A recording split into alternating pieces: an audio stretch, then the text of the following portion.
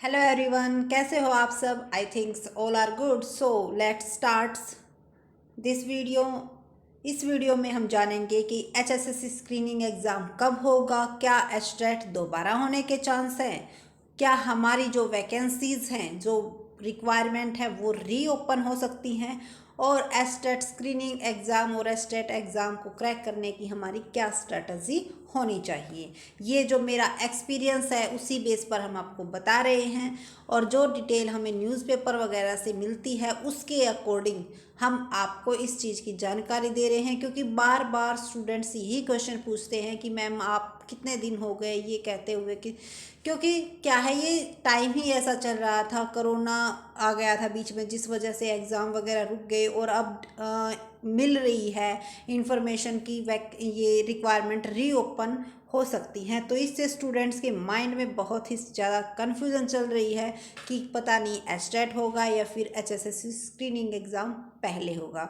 तो इस वीडियो में ही इन सबको हम डिटेल में जानेंगे। सबसे पहले तो एचएसएससी स्क्रीनिंग एग्ज़ाम के बारे में जानते हैं। जो स्क्रीनिंग एग्ज़ाम है, ये हमारी भर्ती जो है 1920 में निकली थी, और 21 में जनवरी और फरवरी में ये क्या हो गई थी, रीओपन हो गई थी। ठीक है, रीओपन होने के बाद इसमें कुछ स्टूडेंट एचटेट के फिर ऐड हो गए, और फिर मार्च में कहा जाने लगा कि मार्च में एचएसएससी स्क्रीनिंग एग्ज़ाम होगा, बट कोविड के चलते ये नहीं हो पाया।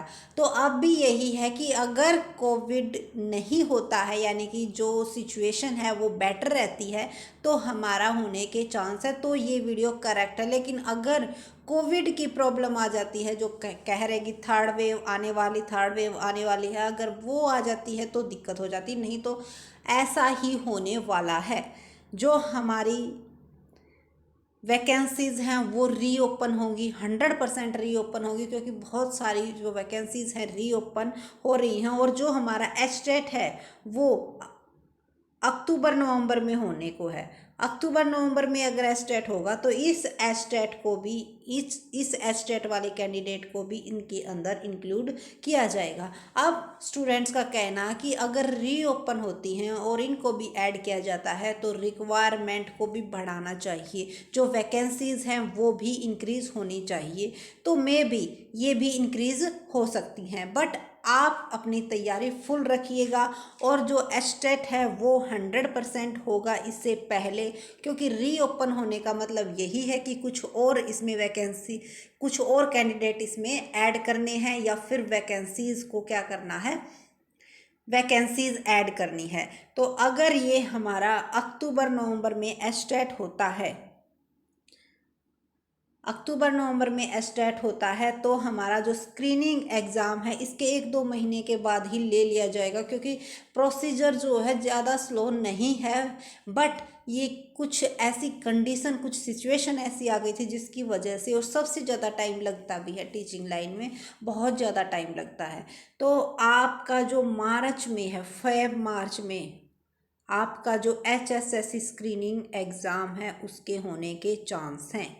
तो इसके लिए हमारी क्या स्ट्रेटजी होनी चाहिए। जो एचएसएससी स्क्रीनिंग एग्ज़ाम है उसमें आता क्या है, उसमें 100%, यानी कि 100 जो क्वेश्चन आते हैं उसमें 75% का हमारा किस चीज़ का क्राइटेरिया होता है, 25%,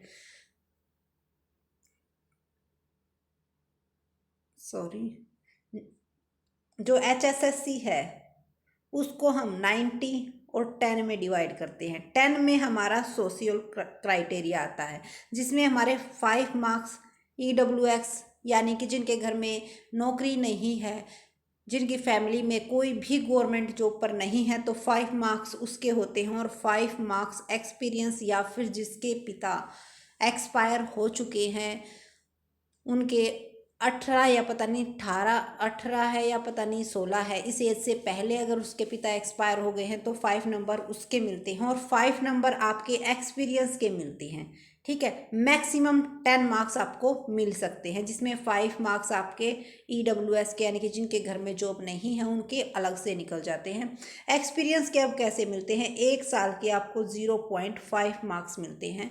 तो अगर आपका एक्सपीरियंस 10 ईयर्स का है, मैक्सिमम 5 मार्क्स आप यहाँ पर ले सकते हो।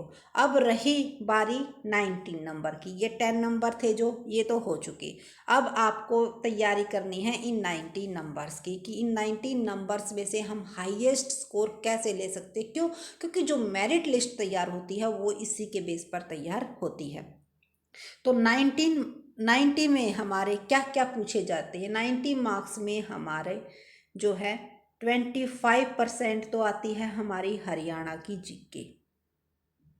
तो हरियाणा की जीके बहुत ही मेन रोल होता है हरियाणा की जीके का। और ये भी नहीं है, देखो जो पिछला एग्ज़ाम हुआ था उसमें तो ज़्यादा डीपली नहीं पूछी गई थी, लेकिन अब चांस हैं, क्योंकि जितना ज़्यादा इसका टाइम होता जाता है उतना ही ज़्यादा पेपर का जो लेवल है वो हर साल क्या हो रहा है, इंक्रीज हो रहा है। आप पिछले एस्टेट देखना, एस्टेट का भी लेवल जो है काफ़ी इंक्रीज हो चुका है।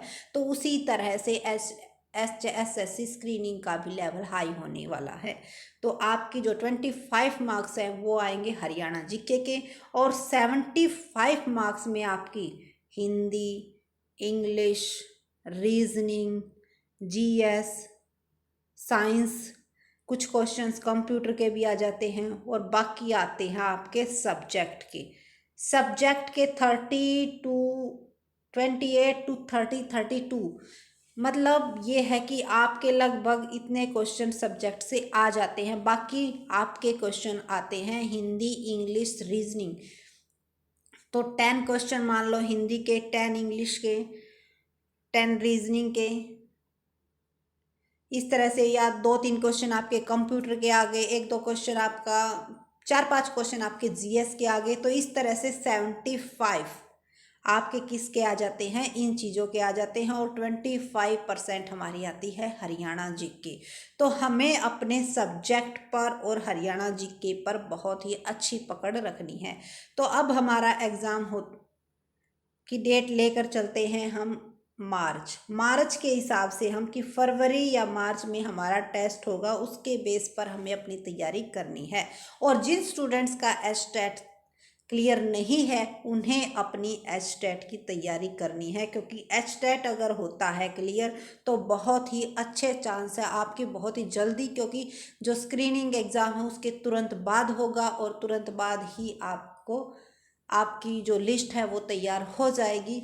तो आप अपनी पहले, अगर एचटेट क्लियर नहीं है तो एचटेट की तैयारी कीजिए, और उसके बाद एचएसएससी स्क्रीनिंग की। तो इसके लिए जो मेन है, दोनों ही चीज़ों में आपका सब्जेक्ट्स मेन निकल के आता है, सब्जेक्ट्स को, और हिंदी इंग्लिश दोनों में पूछी जाती है। ठीक है, तो आपकी जो जीके है वो इसमें भी काम आएगी और इसमें भी काम आएगी, स्क्रीनिंग में भी। तो अपनी जीके भी अच्छी कीजिए हरियाणा की। और रीजनिंग, अगर आपका अकाउंट्स अच्छा है तो रीजनिंग के भी कुछ क्वेश्चन, क्योंकि ज़्यादा डीपली नहीं पूछे जाते हैं, सिंपल क्वेश्चन पूछे जाते हैं। अगर आपका मैथ्स अच्छा है तो वो सिंपली हो जाते हैं। तो आपको मेन फोकस रखना है जीके और सब्जेक्ट्स पर, और आपको देखना है कि आपका कौन सा क्राइटेरिया वीक है, क्योंकि कईयों की हिंदी वीक होती है, कईयों की इंग्लिश वीक होती है। तो वो आप अपने अकॉर्डिंग प्रिपरेशन कीजिए, और ये देखिएगा कि मार्च में या फरवरी में एग्ज़ाम होगा। अगर कोरोना नहीं आता है तो 100% यही स्ट्रेटजी होगी। तो आई होप आपको इस वीडियो में जो भी आपकी कन्फ्यूज़न थी सभी के आंसर मिल गए होंगे। और अगर कोई और कन्फ्यूज़न रहती है अब भी, या फिर आपको कुछ और लगता है, तो आप हमें कमेंट सेशन में ज़रूर बताइएगा। Thank you for watching this video, and please share and subscribe my channel. Thank you so much.